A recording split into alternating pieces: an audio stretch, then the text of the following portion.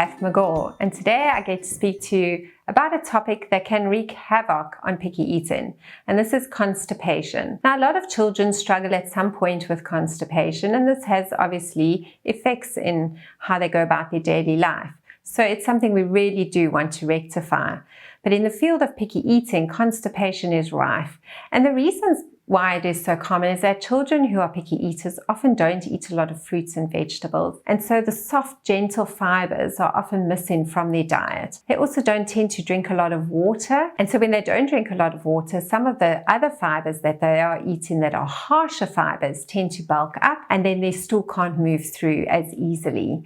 And another reason why a child often gets constipated is just because they don't eat enough food, and so it just takes a while for enough food to be in the system to move through, and the food that was there starts to harden and to kind of get stuck in the colon. And so we really need to sort this out because it becomes a vicious cycle. The more constipated a child is, the more picky they will be. Because if you've got a little body and your body is filled up with poop, then you are unlikely going to have a lot of space for good, healthy food. So it's really important that you get constipation under control. So how many bowel movements is actually normal for a child? Parents often aren't sure, is my child constipated or isn't my child?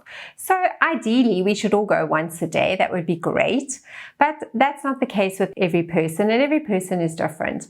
So you might find anything from 1 day to 2 days, even every third day. But the important thing is the consistency of the stool. So it needs to be soft, needs to be easy to pass. If the child is only going every 3 days, it needs to be of a significant volume, whereas a child going daily might have a little bit less. But either way, they both need to be easy to pass and need to be of a soft consistency. So I think it's really important to remember that constipation is not only related to what you eat, it's also related to some of the behaviors that children pick up. So some children who are start school going age don't want to go and make a poo at school, and they are shy and they wait till they get home. So they hold their stool in all day until they get home, and by then it's so much water has been drawn out that the stool has become hard. This needs to be helped with some behavior training and just encouraging them to either go before school in the morning or to go immediately when they come home, because you're not necessarily going to convince them to go at school. Also, the way that children sit on the toilet also can be a struggle. So a lot of children sit on the loo and their feet are hanging off, and this makes it very uncomfortable to pass the stool. And so they strain and they struggle, and it's really difficult because you must remember we were actually intended to squat when we stool. And so the minute that you have to sit on a toilet, you've changed your whole natural position because your legs actually have to be elevated at a 90-degree angle if you're sitting on the loo, whether you're an adult or a child. So that's a tip for you moms.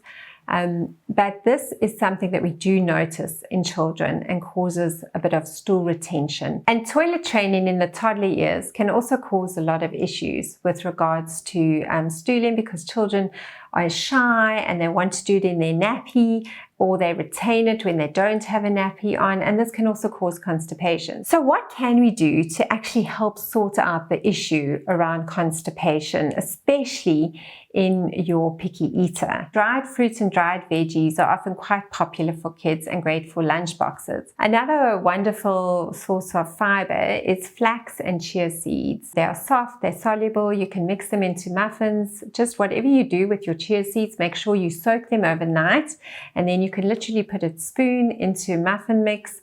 You can also add chia seeds into your nutritional supplement, put it in the fridge overnight, it becomes like a pudding. Some picky eaters don't like the texture of chia seeds, and then, like I say, you can hide it in a muffin or in a smoothie. Whole grains are also great. I love oats, especially in smoothies. You can grind them up, you can make them into muffins, you can make them into oat cookies, and there are wonderful ways how you can get some soft, soluble fiber into your toddler or child. So we mustn't forget about good old fats, because it's really important to include healthy fats in your toddler or child's diet, and especially in your picky eater's diet. And if your child is constipated, healthy fats can help even lubricate the bowel, which also helps to move stool and pass it through. And you can include healthy fats like avocado, coconut, olive oils, and other good healthy dairy butters into baking, into biscuits, into porridges, into a mixed meal. And these are wonderful ways to add extra calories and help that bowel move. Then we get to some of the non-food things that you can do to assist your child with constipation. Now, we mentioned earlier on toilet training. Toilet training is not only for your little toddlers coming out of nappies, but they're also for your young children. Like I said, who doesn't want to go to the toilet at school?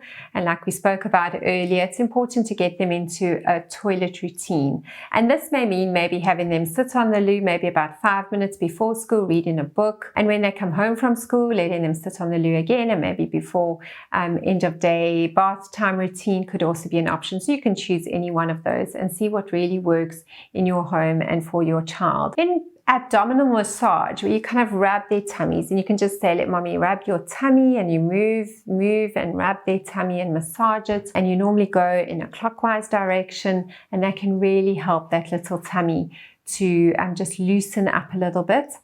Probiotics are also really important, and the good nutritional supplements, for example, like PediaSure, has got wonderful pre and probiotics in, which is going to help your child when going to the loo. And so it's really important to include that in the right way and in an appropriate way if your child is struggling with constipation. And then as a last resort, you can use some laxatives, but definitely do this under the guidance and advice of your healthcare practitioner. But whatever you choose to do and whatever strategies you employ, it's really important to get constipation under control so that your child has some space in their gut so that they can start choosing some good healthy foods and actually have an appetite to want to eat.